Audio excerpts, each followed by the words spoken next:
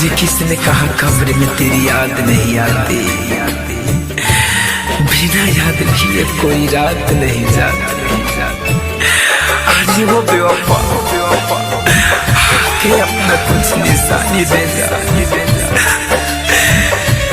कफन ले जा और अपना दुपट्टा दे जा।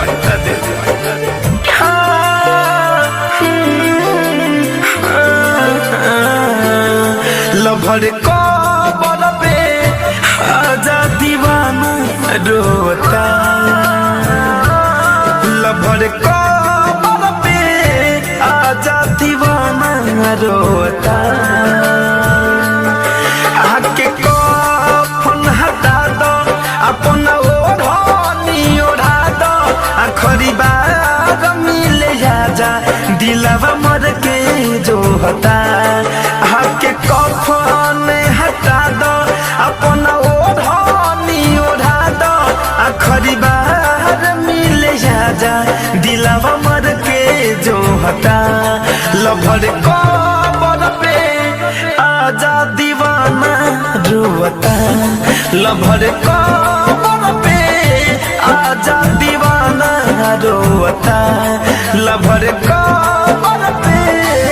प्यार की तरफ को बुझाया नहीं जाता, तेरे बिना एक पल बिताया नहीं जाता। आखिर एक बार मेरा खबर ले लो, तेरे यादों का मेरे दिल से साया नहीं जाता।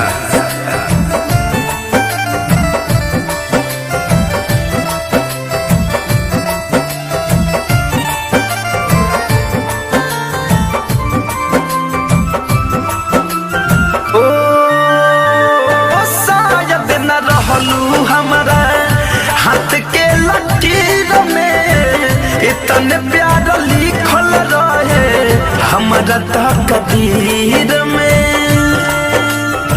जा अरे मर जाए हो, शायद न रहलू हमारा हाथ के लकीर में इतने प्यार लिखल रहे, हमारा तकदीर में। जियत जीना हमर भइलू नाही मैयत पे आइलू, आंसू मरलो गिरे अखिया मोर धोता।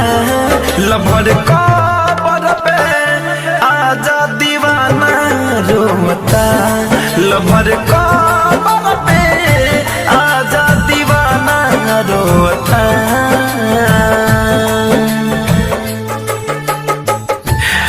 मर के भी दिल रो रहा है, मर के भी दिल रो रहा है, कब्र में भी ना चैन से सो रहा है।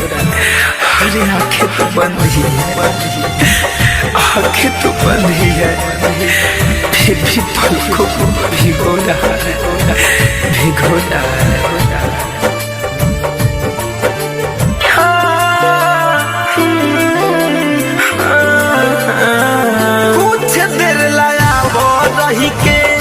फिर चल जाई हा, प्यार के कसम हमरे लड़ना बहई हा।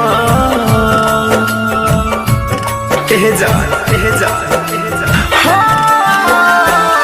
कुछ देर आवा रही के फिर चल जाई हा, प्यार के कसम बाजा लड़ना बहई हा। धनंजय राहुल रस के मांग प्यार के भी, सांस छीन ले भोले नहीं आस सोता। लभर को